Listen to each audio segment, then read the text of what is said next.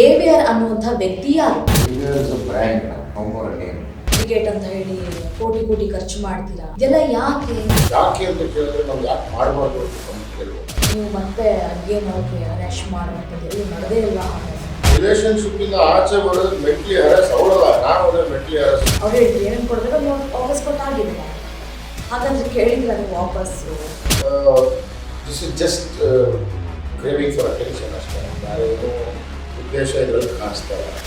ನೀವು ಇಷ್ಟೆಲ್ಲ ಹೇಳಿರೋ ಪ್ರಕಾರ ನಿಮ್ಮನ್ನು ಒಂದು ಟೈಮಲ್ಲಿ ಫೈನಾನ್ಷಿಯಲ್ ಯೂಸ್ ಮಾಡ್ಕೊಂಡು ನೋಡಿ ಮೇಡಮ್, ಅದು ತಪ್ಪಾಗುತ್ತೆ. ನಾನು I respect the relationship that I had with them. To be very honest, I had some great emotional times.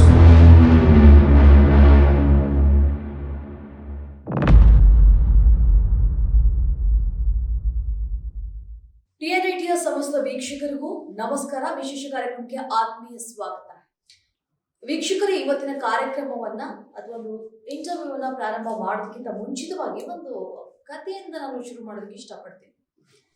ಉದಾಹರಣೆಯ ಮೂಲಕ, ಒಂದು ಪಾತ್ರೆನಲ್ಲಿ ವಿಷ ಹಾಲ ಇರುತ್ತೆ, ಇನ್ನೊಂದು ಪಾತ್ರೆನಲ್ಲಿ ಹಾಲಿರುತ್ತೆ.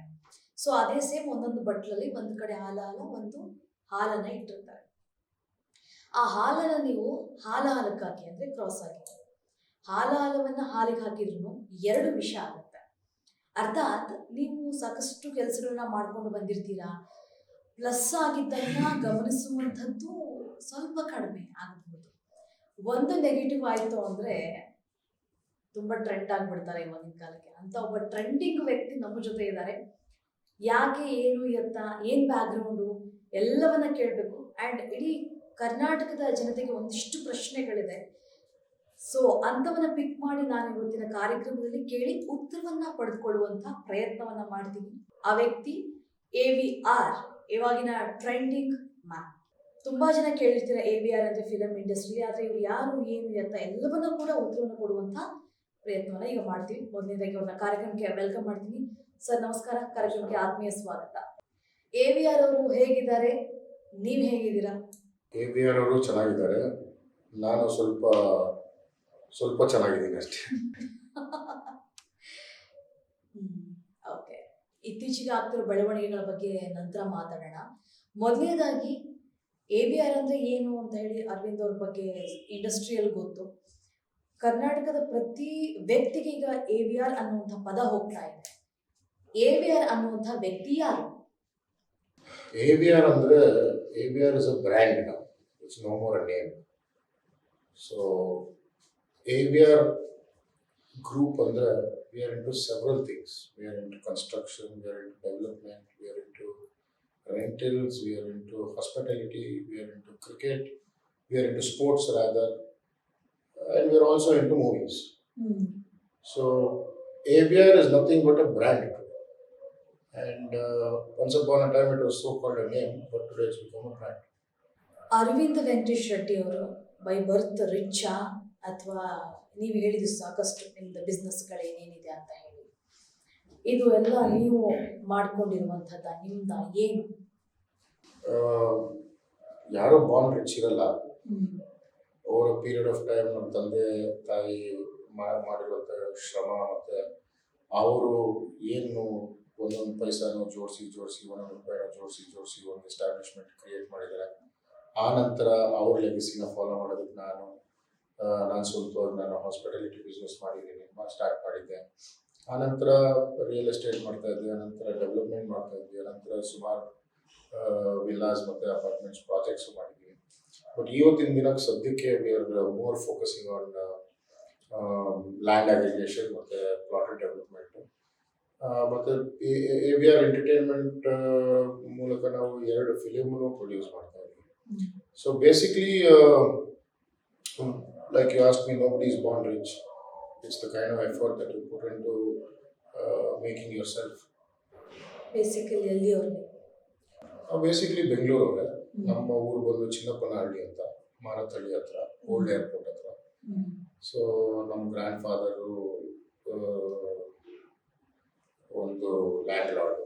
ಆನಂತರ ನಮ್ಮ ತಂದೆ ಮತ್ತು ಅವ್ರ 2-3 ಬ್ರದರ್ಸ್ಗೂ ಸುಮಾರಷ್ಟು ನಮ್ಮ ತಾತ ಮಾಡಿಕೊಟ್ಟಿರುವಂಥ ಪ್ರಾಪರ್ಟೀಸ್ನ ಅವ್ರು ಡೆವಲಪ್ ಮಾಡಿಕೊಂಡು, ಆನಂತರ ಸುಮಾರು ಪ್ರಾಪರ್ಟೀಸ್ನ ರೆಂಟಲ್ ಇನ್ಕಮ್ ಮಾಡಿಕೊಂಡು, ಆ ಥರ ಬೆಳ್ಕೊಂಡ್ ಬಂದವರು. ಹೇಳ್ತಾ ಇದ್ರಿ ಯಾವ ರೀತಿಯಾಗಿ ನಿಮ್ಮ ಬ್ಯಾಕ್ಗ್ರೌಂಡ್ ಇದೆ ಅಂತ ಹೇಳಿ. ಸೊ ಈಗ ನಾವು ಬರೋದಾದ್ರೆ ಕ್ರಿಕೆಟ್ ಅನ್ನೋದು ಸಿಕ್ಕಾಪಟ್ಟೆ ಟ್ರೆಂಡ್ ಆಗಿದೆ ನಮ್ಮ ಇಂಡಸ್ಟ್ರಿಯಲ್ಲಿ. ಇದೆಲ್ಲ ಹೊಸಬರಿ ಬೇಕಿತ್ತಾ ಅಂತ ಅನ್ಸುತ್ತಾ ನಿಮ್ಗೆ? ಯಾಕೆ ಬೇಕಿತ್ತು ಅಂತ ಜನ ಕೇಳುವಾಗ ಏನು ಉತ್ತರ ಹೇಳ್ತೀರಾ? ಯಾಕಂದ್ರೆ ಸಾಕಷ್ಟು ಜನ ಹುಡುಗಿಯನ್ನ ಬ್ರ್ಯಾಂಡ್ ಅಂಬಾಸಿಡರ್ ಮಾಡ್ತೀರಾ ನೀವು, ಕ್ರಿಕೆಟ್ ಅಂತ ಹೇಳಿ ಕೋಟಿ ಕೋಟಿ ಖರ್ಚು ಮಾಡ್ತೀರಾ. ಇದೆಲ್ಲ ಯಾಕೆ ಮಾಡಬಾರ್ದು? ಯಾವ ಉದ್ದೇಶಕ್ಕಾಗಿ ಮಾಡ್ತಿರೋದು? ಉದ್ದೇಶ ಏನಾದರೂ ಇರ್ಬೋದು, ಬಟ್ ಯಾಕೆ ಅಂತ ಕೇಳಿದ್ರೆ ನಾವು ಯಾಕೆ ಮಾಡಬಾರ್ದು ಅಂತ ತಮ್ಮನ್ನು ಕೇಳ್ಬೋದಾ?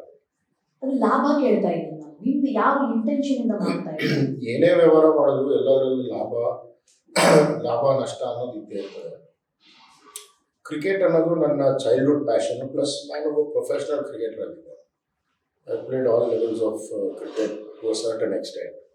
ಆನಂತರ I carried cricket as blood in me, and I've ensured that till whenever I can play cricket, I'll keep playing cricket. And Sandalwood ಫ್ಯಾಟರ್ನಿಟಿಗೆ ಕ್ರಿಕೆಟ್ ಅನ್ನೋದನ್ನ ತಂದಿರೋದು ಒಂದು ಒಳ್ಳೆ ಕಾನ್ಸೆಪ್ಟ್. ಸುಮಾರು ಜನಕ್ಕೆ ಇವಾಗ ಇಟ್ಸ್ ಅನ್ ಆಪರ್ಚುನಿಟಿ. ನೀವು ಇವಾಗ KPL ಅಂತ ಏನು ನಡೀತಾ ಇತ್ತು ಅದರಲ್ಲಿ ನೋಡಿದ್ರೆ 8 ಫ್ರಾಂಚೈಸ್ ಇದ್ದಾಗ ಒಂದು ಫ್ರಾಂಚೈಸ್ ಬರೀ ಫಿಲ್ಮ್ ಆಕ್ಟರ್ಸ್ ಇರ್ತಾರೆ. ಸೊ ಬೇಸಿಕ್ಲಿ ಫಿಲ್ಮ್ ಆಕ್ಟರ್ಸ್ಗೆ ಬರೀ ಆ್ಯಕ್ಟಿಂಗ್ ಅನ್ನೋ ಪ್ರೊಫೆಷನ್ ಒಂದು ಬಿಟ್ಟು ಸ್ವಲ್ಪ ಫಿಸಿಕಲ್ ಆಕ್ಟಿವಿಟಿ, ಸ್ವಲ್ಪ ಬ್ರೈನ್ ಸ್ಟ್ರಾಮಿಂಗು, ಸ್ವಲ್ಪ ಲೀಜರ್ ಅನ್ನೋದು ಬೇಕಾಗಿರೋದ್ರಿಂದ of course sport is always a sport which gives you a lot of stress, it's a stress buster. So ಕ್ರಿಕೆಟ್ನ ಸ್ಯಾಂಡಲ್ವುಡ್ ಫ್ಯಾಟರ್ನಿಟಿಗೆ ತಂದಾಗ ಇವಾಗ AVR ಟಸ್ಕರ್ಸ್ ಅನ್ನೋದು ಒಂದು ಬ್ರ್ಯಾಂಡ್ ಆದಮೇಲೆ ನಾವು ಎಲ್ಲ ಫ್ರಾಂಚೈಸ್ ಎಲ್ಲ ಟೂರ್ನಮೆಂಟ್ಸಲ್ಲೂ ಫ್ರಾಂಚೈಸ್ ಪಾರ್ಟಿಸಿಪೇಟ್ ಮಾಡೋವಾಗ where is the question of us not being a part of cricket? And when you talk about brand ambassadors ಅನ್ನೋದು basically glamour, and most importantly future prospects pertaining to the sandalwood fraternity. ಎಷ್ಟೋ ಜನಕ್ಕೆ ಇವಾಗ brand ambassadors ಆಗಿ ಎಷ್ಟೋ recognition ಕೂಡ ಸಿಕ್ಕಿದೆ. ಎಷ್ಟೋ ಜನಕ್ಕೆ ಸುಮಾರು ಫಿಲಿಮ್ಸ್ ಸೈನ್ ಮಾಡಿದ್ದಾರೆ, ಸುಮಾರು ಸೀರಿಯಲ್ಸ್ ಸೈನ್ ಮಾಡಿದ್ದಾರೆ, ಸುಮಾರು ಅಡ್ವರ್ಟೈಸ್ಮೆಂಟ್ಸ್ ಮಾಡ್ತಾ ಇದ್ದಾರೆ, ಸುಮಾರು ಪ್ರಾಡಕ್ಟ್ಸ್ಗೆ ಎಂಡೋರ್ಸ್ ಮಾಡ್ತಾ ಇದ್ದಾರೆ. So why not? They also belong to our family, so-called as sandalwood fraternity. So why not promote everybody, and why not give everybody an opportunity to ensure that they showcase their talent everywhere? ವಿಚಾರಕ್ಕೆ ಬರೋಣ. ಈಗ ಬನ್ನಿ. ಬೆಂಕಿ ಇಲ್ಲದೆ ಹೊಗೆ ಆಡಲ್ಲ ಅಂತ ಹೇಳ್ತಾರೆ. ನೀವು ಹೇಳ್ತಾ ಇದ್ರಿ 2 ವರ್ಷದ ಹಳೆ ಕತೆ ಅದು ಇದು ಅಂತೆಲ್ಲ ಹೇಳಿದ್ರಿ. 2 ವರ್ಷ ಆದ್ಮೇಲೆ ಅಗೇನ್ ಬರ್ತಾ ಇದೆ ಈ ವಿಚಾರ ಅಂತಂದ್ರೆ ನಿಜವಾದ ಕಾರಣ ಏನು? ನೀವು ಸಾಕಷ್ಟೇನು ಹೇಳ್ಬಹುದು, ಬಟ್ ಏನು ನೀವು ಮತ್ತೆ ಅಗೇನ್ ಅವ್ರಿಗೆ ಅರೆಸ್ಟ್ ಮಾಡುವಂಥದ್ದು ಎಲ್ಲೂ ನಡೆದೇ ಇಲ್ವಾ? ಹಾಗಾದ್ರೆ ಇವಾಗ ಕಾನೂನು ರೀತಿ ಹೋಗಿದ್ದೀರಾ. ಕಾನೂನು ರೀತಿ ಯಾವ ಥರ ಇನ್ವೆಸ್ಟಿಗೇಷನ್ ಮಾಡಬೇಕು ಆ ಥರ ಇನ್ವೆಸ್ಟಿಗೇಷನ್ ಎಲ್ಲದಕ್ಕೂ ಕೋಆಪರೇಟ್ ಮಾಡೋದು ನಾನು ರೆಡಿ ಇದ್ದೀನಿ. ಕಾನೂನು ರೀತಿ ನನ್ನ ಕಾಲ್ ರೆಕಾರ್ಡ್ಸ್ ತೊಗೊಂಡು ಕಾನೂನು ರೀತಿ ನೀವು ಪರಿಶೀಲನೆ ಮಾಡಿದ್ರೆ ನಿಮಗೆ ಗೊತ್ತಾಗುತ್ತೆ ನಾನು ಎಷ್ಟು ವರ್ಷದಿಂದ ಟಚ್ಚಲ್ಲಿಲ್ಲ, ಯಾವಾಗಿಂದ ಟಚ್ಚಲ್ಲಿಲ್ಲ ಅಂತ. ಸೊ ಮೋಸ್ಟ್ ಇಂಪಾರ್ಟೆಂಟ್ಲಿ ಅವ್ರು ಯಾವ ನಂಬರ್ ಯೂಸ್ ಮಾಡ್ತಾ ಇದ್ದಾರೆ ಅಂತ ನನಗೆ ಗೊತ್ತಿಲ್ಲ, ಎಲ್ಲಿದ್ದಾರೆ ಅಂತ ನನಗೆ ಗೊತ್ತಿಲ್ಲ, ಅವ್ರು ಯಾವ ಸ್ಥಾನದಲ್ಲಿ ರಿಸೈಡ್ ಮಾಡ್ತಾರೆ ಅಂತ ಗೊತ್ತಿಲ್ಲ. I do not know anything about her whereabouts. So sudden ಆಗಿ ಯಾರೋ ಒಬ್ರು ಬಂದು ಮ್ಯಾಲಿಷಿಯಸ್ ಒಂದು ಅಲಿಗೇಷನ್ ಮಾಡಿ ಅವ್ರ ಮನೆಗೆ ನಾನು ಲೆಟರ್ ಕಳಿಸಿ, ಇವ್ರ ಮನೆಗೆ ಅವ್ರು ಲೆಟರ್ ಕಳಿಸಿದ್ರು ಅಂತ ಹೇಳಿದ ಮಾತ್ರಕ್ಕೆ ಅದನ್ನ ಪ್ರಪಂಚ ನಂಬ್ತಾರೋ ಬಿಡ್ತಾರೋ ಸೆಕೆಂಡ್ರಿ. ಬಟ್ ನನ್ನ ಹಾರ್ಟ್ ಫುಲಿ ಫೀಲ್ ಆಗುವಂತ ಒಂದು ಥಾಟ್ ಏನು ಅಂದ್ರೆ this is just craving for attention ಅಷ್ಟೇ, ಬೇರೆ ಏನೋ ಉದ್ದೇಶ ಇದ್ರಲ್ಲಿ ಕಾಣಿಸ್ತಾ ಇಲ್ಲ. ಸಾಮಾನ್ಯವಾಗಿ ಒಂದು ರಿಲೇಶನ್ಶಿಪ್ ಅಲ್ಲಿ ಏನಾಗುತ್ತೆ, ಜೊತೆಗಿದ್ದಾಗೆಲ್ಲ ಚೆನ್ನಾಗಿರುತ್ತೆ, ಆಚೆ ಹೋದ್ಮೇಲೆ ಅದು ಈ ರೀತಿ ಆಗಿರುತ್ತೆ ಸಾಮಾನ್ಯ ಅಂತ ಹೇಳಬಹುದು. ನೀವು ಹಾಗಾದ್ರೆ ಇಷ್ಟು ದಿನಗಳಲ್ಲಿ ಅವ್ರು ಕೊಟ್ಟಿರೋಂಥ ಗಿಫ್ಟ್ಸ್ಗಳಾಗಲಿ ನಾವು ವಾಪಸ್ ಕೇಳಿದಂತಹ ವಿಚಾರಗಳಿಗೆ ಬಂದಿಲ್ವಾ ನಿಮ್ಮಲ್ಲಿ? ಏನೋ ಟ್ರಿಗರ್ ಆಗಿರೋ ಸಂದರ್ಭದಲ್ಲಿ ಅಂದ್ರೆ ಇವಾಗ ಅಂತ ನಾ ಹೇಳ್ತಾ ಇಲ್ಲ, ಆ ರಿಲೇಶನ್ಶಿಪ್ ಒಂದು ಟೈಮಲ್ಲಿ ಕಟ್ಟೇನಾಯ್ತಲ್ಲ ಆವಾಗಿಂದ ನೀವು ಯಾವತ್ತೂ ಕೇಳಿಲ್ವಾ ಗಿಫ್ಟ್ಗಳನ್ನ ವಾಪಸ್ ಕೊಡ? ಯಾಕಂದ್ರೆ ಅವ್ರು ಹೇಳಿದ್ದದನ್ನೇ, ಅವ್ರು ಕೋಟಿಗಟ್ಟಲೆ ಖರ್ಚು ಮಾಡಿದ್ದಾರೆ, ನನ್ನ ಕೈಲಿ ಅಷ್ಟೊಂದು ಕೊಡೋಕೆ ಆಗಲ್ಲ, ನನ್ನ ಕೈಲಿ ನಾನು ಏನೇನು ವಾಪಸ್ ಕೊಡಬೇಕೋ ಎಲ್ಲವನ್ನು ಕೊಟ್ಟಾಗಿದೆ. ಅವ್ರು ಹೇಳಿದ್ರು ಏನೇನು ಕೊಡಬೇಕೋ ವಾಪಸ್ ಕೊಟ್ಟಾಗಿದೆ ನಾನು ಅಂತ. ಹಾಗಾದ್ರೆ ಕೇಳಿದ್ರ ನೀವು ವಾಪಸ್ಸು ಆ ರೀತಿಯಾಗಿ ಟ್ರಿಗರ್ ಅಂತ ಹೇಳಿ ಯಾವುದೊಂದು ಶರ್ಟು ಗಿಫ್ಟ್ ಕೊಟ್ಟಿಲ್ಲ, ಇಲ್ಲ ಒಂದು ಪೆನ್ನು ಗಿಫ್ಟ್ ಕೊಟ್ಟಿಲ್ಲ. ಅವ್ರದ್ದೇ ಯಾವುದೋ ಒಂದು ಕಮೆಂಟ್ ನೋಡ್ತಾ ಇದ್ದೆ, ನಾನು 10,000 ರೂಪಾಯಿ ದುಡಿತಾ ಇದ್ದೆ, ನನಗೆ 10,000 ರೂಪಾಯಲ್ಲಿ ಏನಾಗ್ತಾ ಇತ್ತು ಆ 10,000 ರೂಪಾಯಿ ಕೆಪಾಸಿಟಿನಲ್ಲಿ ನಾನು ಅವ್ರಿಗೆ ಏನು ಗಿಫ್ಟ್ಸ್ ಕೊಡಬೇಕು ಕೊಡ್ತಾ ಇದ್ದೆ ಅಂತ. ಮೇಡಮ್ ನೀವು ನಿಜವಾಗ್ಲೂ ನಂಬೋಂಗಿದ್ರೆ 10,000 ರೂಪಾಯಿ ದುಡಿಯೋಂಥ ಒಂದು ಲೇಡಿ 50,000 ರೂಪಾಯಿ ಕಟ್ಬಿಟ್ಟು ಬಾಡಿಗೆ ಮನೇಲಿ ಹೆಂಗಿರ್ತಾರೆ? ಒಂದು 10,000 ರೂಪಾಯಿ ದುಡಿಯೋಂಥ ಒಂದು ಹೆಂಗಸು 10,000 ರೂಪಾಯಿಗೆ ಮೇಕಪ್ ಹೆಂಗ್ ಪರ್ಚೇಸ್ ಮಾಡ್ತಾರೆ? 10,000 ರೂಪಾಯಿ ದುಡಿಯುವಂತ ಒಂದು ಮಹಿಳೆ 10 ಸತಿ ಫಾರಿನ್ ಟ್ರಿಪ್ಸ್ ಹೆಂಗ್ ಹೋಗ್ತಾರೆ? ಸೊ ಅವ್ರ ಸ್ಟೇಟ್ಮೆಂಟೇ ಕಾಂಟ್ರಡಿಕ್ಟರಿ ಇದೆ. ಹೌದು, ನಾನು ಕೋಟಿಗಳಲ್ಲಿ ದುಡಿತಾ ಇದ್ದೆ ಅಂತ ಇವತ್ತು ಯಾವತ್ತಾದ್ರೂ ಬಂದು ಇವ್ರು ಹೇಳಿದ್ದೀನಿ, ನಾನು ಕೋಟಿಗಳಲ್ಲಿ ದುಡಿತಾ ಇದ್ದೆ ಅಂತ ನಾನು ಯಾವತ್ತೂ ಹೇಳಿಲ್ವಲ್ಲ. ನೀನು ಅಸ್ಯೂಮ್ ಮಾಡ್ಕೊಂಡು ನಾನು ಕೋಟಿಗಳಲ್ಲಿ ದುಡಿತಾ ಇದ್ದೆ, ನಾನು ಕೋಟಿಗಳಲ್ಲಿ ಖರ್ಚು ಮಾಡಿದೆ, ನಾನು ಸಾವಿರಗಳಲ್ಲಿ ದುಡಿತಾ ಇದ್ದೆ, ನಾನು ಸಾವಿರಗಳಲ್ಲಿ ಖರ್ಚು ಮಾಡಿದ್ದೀನಿ ಅಂತ ಹೇಳ್ಬಿಟ್ಟಿದ್ದ ಮಾತ್ರಕ್ಕೆ ಅದನ್ನ ಪ್ರಪಂಚ ನಂಬಲ್ಲ. ನಾನು ಕೋಟಿಯಲ್ಲಿ ದುಡಿತಾ ಇದೀನೋ ಇಲ್ಲ ಲಕ್ಷಗಳಲ್ಲಿ ದುಡಿತಾ ಇದೀನೋ ಇಲ್ಲ 100 ಕೋಟಿಯಲ್ಲಿ ದುಡಿತಾ ಇದೀನೋ ಅದು ನನ್ನ ಸಂಬಂಧ, ನನ್ನ ಬಿಸ್ನೆಸ್ ಜೊತೆ. ಸೊ ಮೋಸ್ಟ್ ಇಂಪಾರ್ಟೆಂಟ್ಲಿ ಆ ಮಾತು ಹೇಳೋದೇ ನೆಸೆಸಿಟಿ ಇಲ್ಲದೆ ಇರೋಂಥ ಒಂದು ಟೈಮ್ ಇದು. ಮೋಸ್ಟ್ ಇಂಪಾರ್ಟೆಂಟ್ ಆಗಿ ಆಯ್ತು, ಕೋಟಿಗಳಲ್ಲಿ ದುಡಿತಾ ಇರೋರು 10,000 ರೂಪಾಯಿ ದುಡಿತಾ ಇರೋದ್ರಲ್ಲಿ ಕೋಟಿಗಳಲ್ಲಿ ತಗೊಂಡಿದ್ರೆ ಕೋಟಿಗಳಲ್ಲಿ ವಾಪಸ್ ಕೊಡೋಕ್ಕಾಗತ್ತಾ?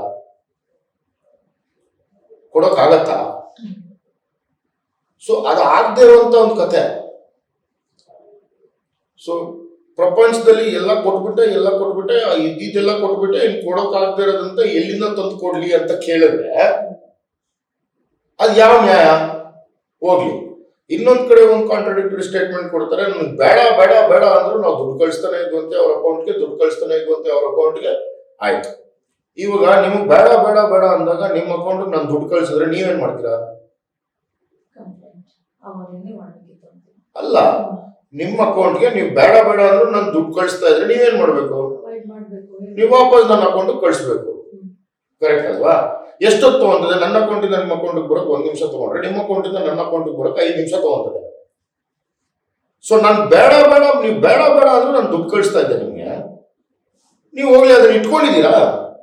ಯಾವತ್ತೋ ಒಂದಿನ ವಾಪಸ್ ಕೊಡಬೇಕು ಪರಿಸ್ಥಿತಿ ಬರ್ಬೋದೇನೋ ಅಂತ ಹೇಳಿ ಸೇವ್ ಆದ್ರೂ ಮಾಡಿ ಇಟ್ಕೊಂಡಿದ್ದೀರಾ? ಇಲ್ಲ. ಖರ್ಚು ಮಾಡ್ಕೊಂಡಿದ್ದೀರಾ, ತಿಂದಿದ್ದೀರಾ, ಕುಡ್ದಿದ್ದೀರಾ, ಏನೇನ್ ಮಾಡ್ಬೇಕು ಎಲ್ಲ ಮಾಡ್ಬಿಟ್ಟಿದ್ದೀರಾ. ಆದ್ರೆ ನಾನು ಬೇಡ ಬೇಡ ಅಂದ್ರೂ ನಾನು ದುಡ್ಡು ಕಳಿಸ್ತಾ ಇದ್ದೆ. ಬೇಡ ಬೇಡ ಅಂತ ದುಡ್ಡು ಕಳಿಸೋರು ಏನಕ್ಕೆ ಇಸ್ತೆಮಾಲ್ ಮಾಡ್ಕೋಬೇಕು? ದುಡ್ಡನ್ನ ಯೂಸ್ ಮಾಡ್ಕೊಳ್ಳೋಂಥ ನೆಸೆಸಿಟಿ ಏನಿದೆ ದುಡ್ಡಿಗೆ? ನಿಮಗೆ ಬೇಡದಿರೋ ದುಡ್ಡಲ್ವಾ? ಬೇಡದಿರೋ ದುಡ್ಡನ್ನ ನೀವು ಯಾಕೆ ಯೂಸ್ ಮಾಡ್ಕೊಂಡ್ರಿ? ನಮ್ಮ ರಿಲೇಶನ್ಶಿಪ್ ಸ್ಟಾರ್ಟ್ ಆದಾಗಿಂದನೂ ನನ್ನ ಮರ್ಸಿಡೀಸ್ ಬೆನ್ಸ್ ಕಾರ್ ಅವ್ರ ಹತ್ರನೇ ಇತ್ತು, ನನ್ನ ಡೆಬಿಟ್ ಕಾರ್ಡ್ ಅವ್ರ ಹತ್ರನೇ ಇತ್ತು. ಸೊ ನೀವು ಬೇಡ ಬೇಡ ಬೇಡ ಅಂದ್ರೆ ನಾನು ನಿನ್ನ ಮರ್ಸಿಡೀಸ್ ಬೆನ್ಸ್ ಕಾರಲ್ಲಿ ಫೋರ್ಸ್ಫುಲಿ ಕೂರ್ಸ್ಬಿಟ್ಟು ಕಳ್ಸದ್ನ? ಇಲ್ಲ ನನ್ನ ಡೆಬಿಟ್ ಕಾರ್ಡ್ ನೀನು ಫೋರ್ಸ್ಫುಲಿ ನಿನ್ನ ಕೈಯಲ್ಲಿ ಸ್ವೈಪ್ ಮಾಡಿಸದ್ನ? ಇಲ್ಲ ಟ್ಯಾಪ್ ಮಾಡಿಸದ್ನ? ಮಾತಾಡೋದಕ್ಕೆ ಒಂದು ರೀತಿ ನೀತಿ ಅನ್ನೋದು ಇರ್ತದೆ.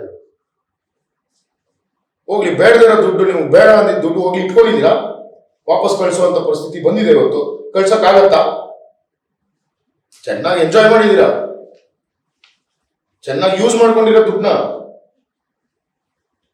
ಇವತ್ತು ನನ್ಗೆ ಬೇಡ ಬೇಡ ಅಂದ್ರೆ ಫೋರ್ಸ್ಫುಲಿ ಮಾಡಿದ್ರು, ನ್ಯಾಯನ? ಯಾರಾದ್ರೂ ನ್ಯಾಯ ಅನ್ನೋಂಗಿದ್ರೆ ಬಂದ್ ನನ್ನ ಮುಂದೆ ನಿಂತ್ಕೊಂಡು ಎಲ್ಲ ನೀವು ಮಾಡಿದ ತಪ್ಪು ಒಂದು ಕಪಾಲಕ್ಕೊಂದು ಏಟ್ ಹಾಕಿ ಒಪ್ಕೊಂತೀನಿ. ರಿಲೇಶನ್ಶಿಪ್ ಇಂದ ಆಚೆ ಬರಕ್ಕೆ ಅವರು ಮೆಂಟಲಿ ಒಂದು ರೀತಿ ಹರಾಶ್ ಮಾಡ್ತಿದ್ರು ಅನ್ನೋದು ಒಂದ್ ಕಡೆ ಮಾತು ಅಂತ. ರಿಲೇಶನ್ಶಿಪ್ ಇಂದ ಆಚೆ ಬರೋದಕ್ಕೆ ಮೆಂಟಲಿ ಹರಾಸ್ ಅವಳಲ್ಲ, ನಾನು ಅದೇ ಮೆಂಟಲಿ ಹರಾಸ್. ಅವ್ರಿಗೇನು ರಿಲೇಶನ್ಶಿಪ್ ಇಂದ ಹಿಂಗೆ ಆಚೆ ಹೋಗ್ಬಿಟ್ರು, ಮೆಂಟಲಿ ಹರಾಸ್ ಆಗಿದ್ದು ನಾವು. ಯಾಕೆ ಮೆಂಟಲಿ ಹರಾಸ್ ಆದ್ವಿ ಅಂತ ಹೇಳ್ತೀವಿ ಕೇಳಿ. ರಿಲೇಶನ್ಶಿಪ್ ಇಂದ ಆಚೆ ಹೋಗೋದಕ್ಕೆ ಮೆಂಟಲಿ ಹರಾಸ್ ಆಗಿಲ್ಲ.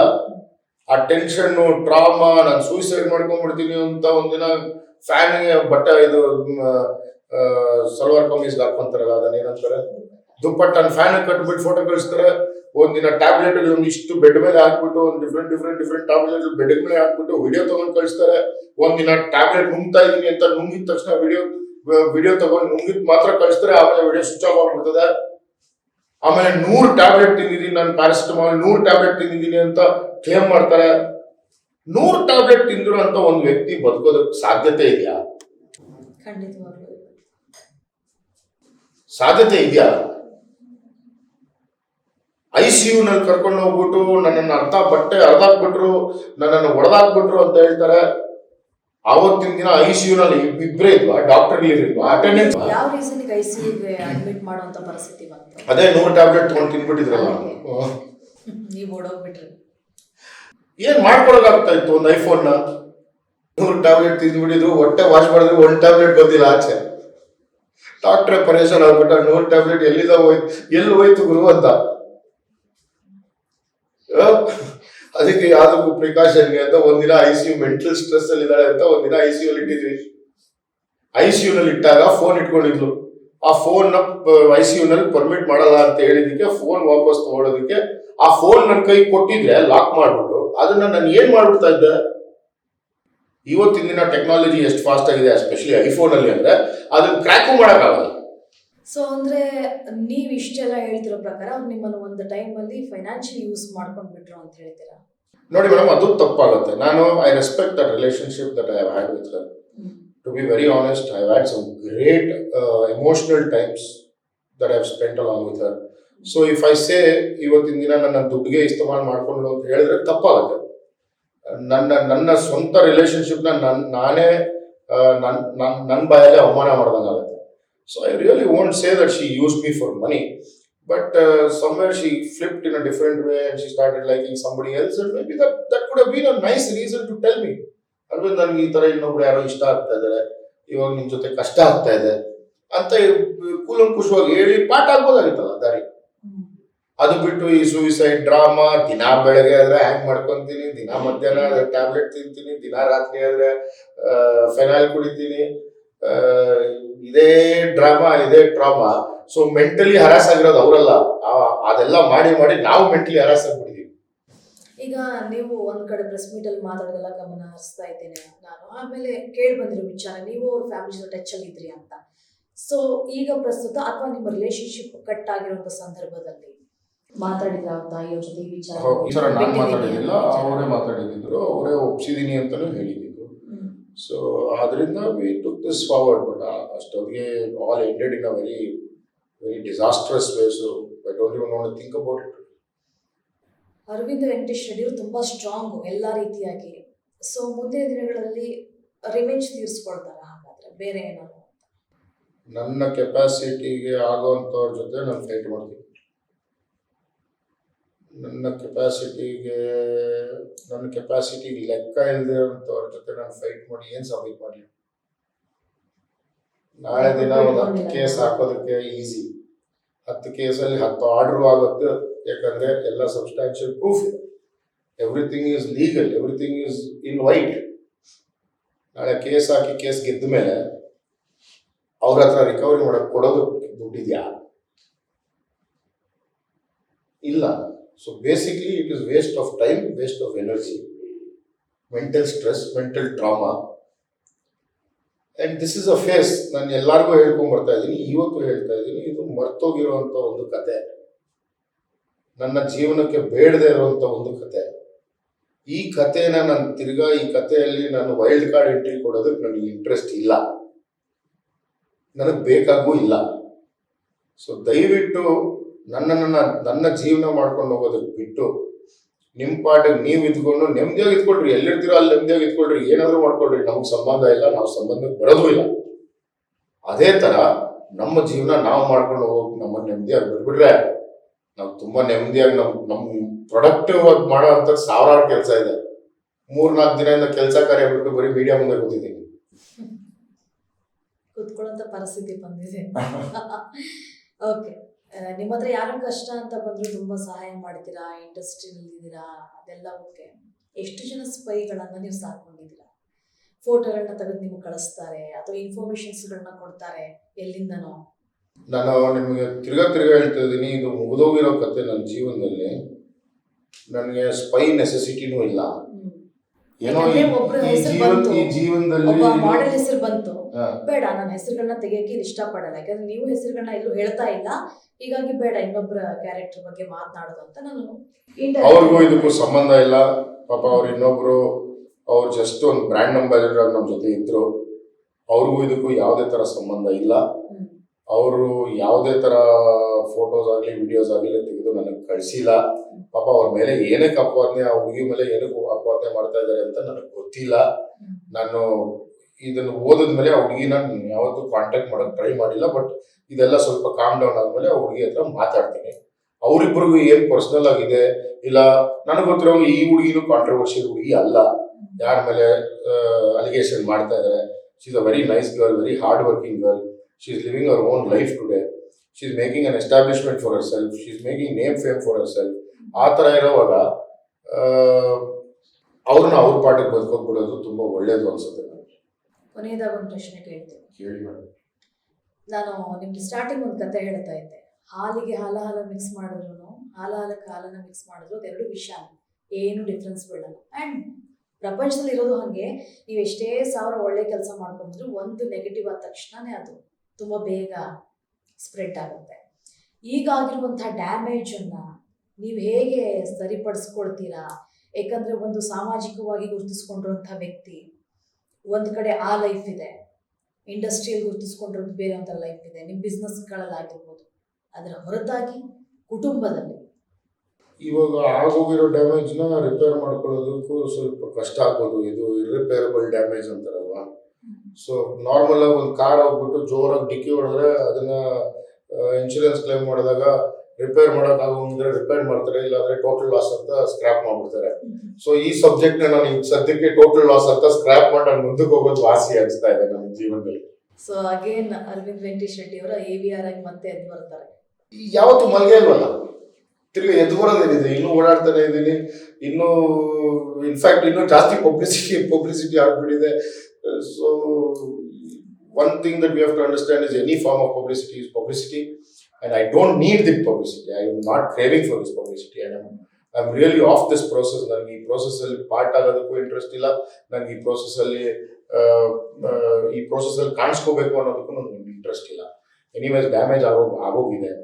ಸೊ ಅದನ್ನ ಲೀಗಲ್ ಆಗಿ ಫೈಟ್ ಮಾಡಿ I always believe in this whole process saying justice prevails ಅಂತ.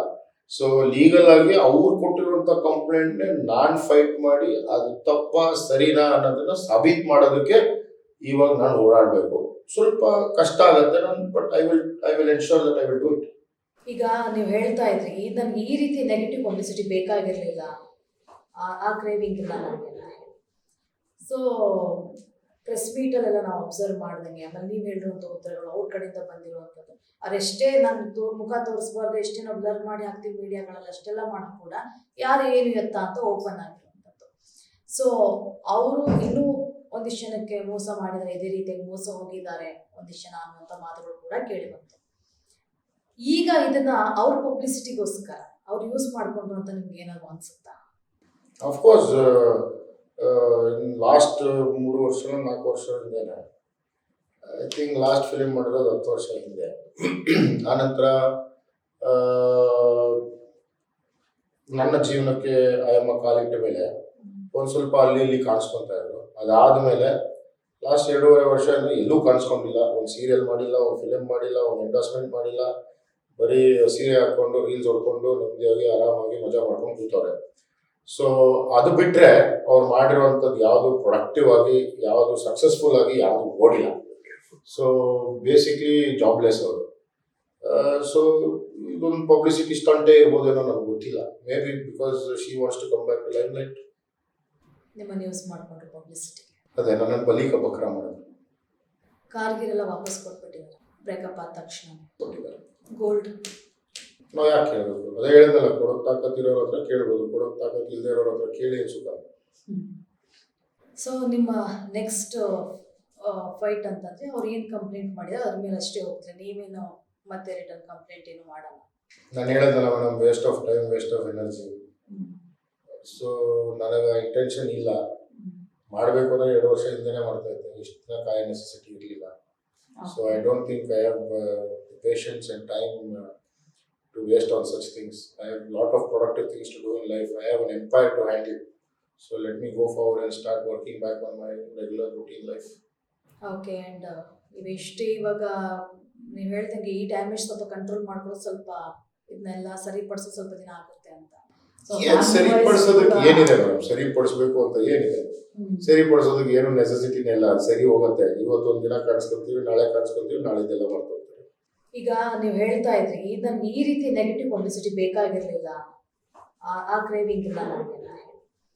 ಸೊ ಪ್ರೆಸ್ ಮೀಟಲ್ಲೆಲ್ಲ ನಾವು ಅಬ್ಸರ್ವ್ ಮಾಡ್ದಂಗೆ, ಆಮೇಲೆ ನೀವು ಹೇಳಿರುವಂಥ ಉತ್ತರಗಳು ಅವ್ರ ಕಡೆಯಿಂದ ಬಂದಿರುವಂಥದ್ದು, ಅವರೆಷ್ಟೇ ನಾನು ಮುಖ ತೋರಿಸ್ಬಾರ್ದು, ಎಷ್ಟೇ ನಾವು ಬ್ಲರ್ ಮಾಡಿ ಹಾಕ್ತೀವಿ ಮೀಡಿಯಾಗಳಲ್ಲಿ, ಅಷ್ಟೆಲ್ಲ ಮಾಡಿ ಕೂಡ ಯಾರು ಏನು ಎತ್ತ ಅಂತ ಓಪನ್ ಆಗಿರುವಂಥದ್ದು.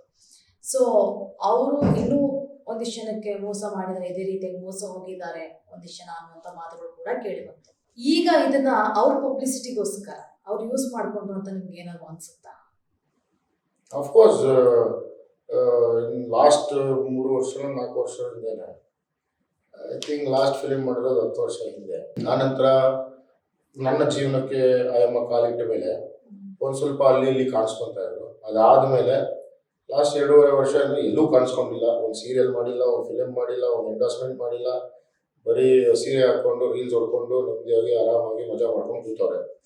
ಸೊ ಅದು ಬಿಟ್ಟರೆ ಅವ್ರು ಮಾಡಿರುವಂಥದ್ದು ಯಾವುದು ಪ್ರೊಡಕ್ಟಿವ್ ಆಗಿ, ಯಾವುದು ಸಕ್ಸಸ್ಫುಲ್ ಆಗಿ ಯಾವುದು ಓಡಿಲ್ಲ. ಸೊ ಬೇಸಿಕ್ಲಿ ಜಾಬ್ಲೆಸ್ ಅವರು. ಸೊ ಇದೊಂದು ಪಬ್ಲಿಸಿಟಿ ಸ್ಟಂಟೇ ಇರ್ಬೋದೇನೋ ನನಗೆ ಗೊತ್ತಿಲ್ಲ. Maybe because she wants to come back to limelight. ನಿಮ್ಮನ್ನು ಯೂಸ್ ಮಾಡ್ಕೊಂಡ್ರು ಪಬ್ಲಿಸಿಟಿ. ಅದೇ ನನ್ನನ್ನು ಬಲಿ ಬಕ್ರ ಮಾಡೋದು. ಕಾರ್ಗಿರೆಲ್ಲ ವಾಪಸ್ ಕೊಟ್ಬಿಟ್ಟಿದ್ದಾರೆ. ಎಸ್, ಕೊಟ್ಟಿದ್ದಾರೆ. ಬ್ರೇಕಪ್ ಆದ ತಕ್ಷಣ. ಎಸ್, ಬ್ರೇಕಪ್ ಆಗಿದ್ದ ದಿನಾನೇ. ಗೋಲ್ಡು ಸ್ವಲ್ಪ ಕೊಟ್ಟಿದ್ದಾರೆ, ಸ್ವಲ್ಪ ಕೊಟ್ಟಿದ್ದಾರೆ. ಮನೆ ಒಂದು ಕಟ್ಸಿಲ್ಲ, ಇಂಟೀರಿಯರ್ ಎಲ್ಲ ನಂದೆ, ಎಲ್ಲ ಖರ್ಚು ಅಂತ ಹೇಳ್ತಾ ಇದ್ರು. ಸೊ ಏನಾದ್ರು ನಿಮ್ಗೆ ಅಮೌಂಟ್ ರಿಟರ್ನ್ ಮಾಡುವಂತ ಇನ್ನೇನು ವಾಪಸ್ ಕೇಳಲ್ಲ? ನಾವು ಯಾಕೆ ಕೇಳಬೇಕು? ಅದೇ ಹೇಳಿದಲ್ಲ, ಕೊಡೋಕ್ ತಾಕತ್ತಿರೋರ ಹತ್ರ ಕೇಳ್ಬೋದು, ಕೊಡೋಕ್ ತಾಕತ್ ಇಲ್ಲದೆ ಇರೋರ ಹತ್ರ ಕೇಳಿ ಸುಖ. ಸೊ ನಿಮ್ಮ ನೆಕ್ಸ್ಟ್ ಫೈಟ್ ಅಂತಂದ್ರೆ ಅವ್ರು ಏನು ಕಂಪ್ಲೇಂಟ್ ಮಾಡಿದ್ರೆ ಅದ್ರ ಮೇಲೆ ಅಷ್ಟೇ ಹೋಗ್ತಾರೆ, ನೀವೇನು ಮತ್ತೆ ರಿಟರ್ನ್ ಕಂಪ್ಲೇಂಟ್ ಏನು ಮಾಡಲ್ಲ? ನಾನು ಹೇಳಿದ್ನಲ್ಲ madam, waste of time, waste of energy. So ನನಗೆ ಇಂಟೆನ್ಷನ್ ಇಲ್ಲ. ಮಾಡಬೇಕು ಅಂದ್ರೆ 2 ವರ್ಷ ಹಿಂದೆನೇ ಮಾಡ್ತಾ ಇದ್ದೆ. ಇಷ್ಟು ದಿನ ಕಾಯೋ ನೆಸೆಸಿಟಿ ಇರಲಿಲ್ಲ. So I don't think I have patience and time to waste on such things. I have lot of productive things to do in life. I have an empire to handle. So let me go forward and start working back on my regular routine life. Okay. And ಇವೆಷ್ಟೇ ಇವಾಗ ನೀವು ಹೇಳ್ದಂಗೆ ಈ damage ಸ್ವಲ್ಪ control ಮಾಡ್ಕೊಳ್ಳೋದು, ಸ್ವಲ್ಪ ಇದನ್ನೆಲ್ಲ ಸರಿಪಡಿಸೋದು ಸ್ವಲ್ಪ ದಿನ ಆಗುತ್ತೆ ಅಂತ. ಸರಿಪಡಿಸೋದಕ್ಕೆ ಏನಿದೆ ಮೇಡಮ್? ಸರಿಪಡಿಸ್ಬೇಕು ಅಂತ ಏನಿದೆ? ಸರಿಪಡಿಸೋದಕ್ಕೆ ಏನು ನೆಸೆಸಿಟಿನೇ ಇಲ್ಲ. ಅದು ಸರಿ ಹೋಗುತ್ತೆ. ಇವತ್ತು ಒಂದು ದಿನ ಕಾಣಿಸ್ಕೊತೀವಿ, ನಾಳೆ ಕಾಣಿಸ್ಕೊತೀವಿ, ನಾಳೆದೆಲ್ಲ ಮಾಡ್ಕೊಳ್ತೀವಿ. Story ends. ಫೈನಲ್ ಆಗಿ ಏನು ಹೇಳ್ತೀರಾ? ಏನು ಹೇಳ್ಬೇಕು? ನೀವು ಹೇಳ್ಬಿಡಿ. ನಾನು ಏನು ವೆಂಕಟೇಶ್ ರೆಡ್ಡಿ, ಅರವಿಂದ್ ವೆಂಕಟೇಶ್ ರೆಡ್ಡಿ ನಾನಲ್ವ ಹೇಳಕ್ಕೆ? ಏನು ಹೇಳಕ್ಕೆ ಏನೂ ಇಲ್ಲ ಮೇಡಮ್. ದಯವಿಟ್ಟು ಮಿಸ್ಯೂಸ್ ಆಫ್ ಲಾ ಮಾಡ್ಕೋಬೇಡಿ, ಅಬ್ಯೂಸ್ ಆಫ್ ಲಾ ಮಾಡಬೇಡಿ. ನಮ್ಮ our country today has given a lot of privileges to women and child. So let us respect that fact. Let us ensure that we use that law in a very lawful way. Let us not abuse that law. Let us not misuse that law. Not just in this episode. I mean this to everybody in our country. You know, most of the cases pertaining to dowry harassment, sexual harassment are all cases, but nothing but litigation between two people. So as litigation start ಆಗಿದ ತಕ್ಷಣ ಆ ಲಿಟಿಗೇಷನ್ನ ಯಾವ ಥರ complete ಮಾಡ್ಕೋಬೇಕು, ಯಾವ ಥರ finish ಮಾಡ್ಕೋಬೇಕು ಅನ್ನೋದನ್ನ ಅಮಿಕಬಲಿ ಮಾಡಿಕೊಂಡು, ಇಲ್ಲ ಲಿಟಿಗೇಷನ್ ಕ್ಲಿಯರ್ ಆಗಿಲ್ಲ ಅಂದ್ರೂ ಅದಕ್ಕೆ ಒಂದು ಸಿವಿಲ್ ಸೂಟ್ ಅನ್ನೋ ಇರುತ್ತೆ, ಡಿವೋರ್ಸ್ ಅಂತ ಇರ್ತದೆ, ಅದೆಲ್ಲ ಇರ್ತದೆ.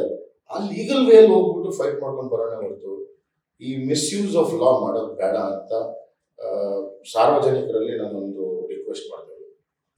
Thank you. ಇಷ್ಟೊತ್ತು ನಮ್ಮ ಜೊತೆ ಭಾಗವಹಿಸಿ ನಮ್ಮ ಪ್ರಶ್ನೆಗಳಿಗೆ ಸರಳವಾಗಿ ತುಂಬ ಚಾಣಾಕ್ಷರದಿಂದ ಉತ್ತರ ಕೊಟ್ಟಿದ್ದೀರಾ. Thank you so much. Thank you.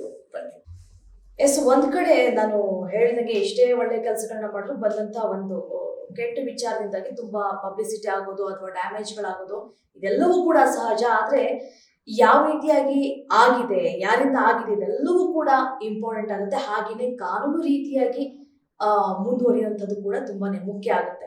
So ABR ಅವ್ರು ಹೇಳ್ತಾ ಇದ್ರು, ಕಾನೂನಾತ್ಮಕವಾಗಿ ನಾನು ಏನು ಹೋರಾಟವನ್ನ ಮಾಡಬೇಕು ಅದನ್ನ ಮಾಡ್ತೀನಿ ಅಂತ ಹೇಳಿ.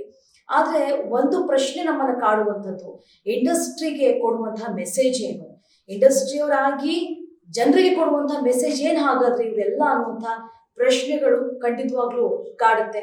ಮುಂದಿನ ದಿನಗಳಲ್ಲಿ ಇಂತಹ ಬ್ಯಾಡ್ ಇನ್ಸಿಡೆಂಟ್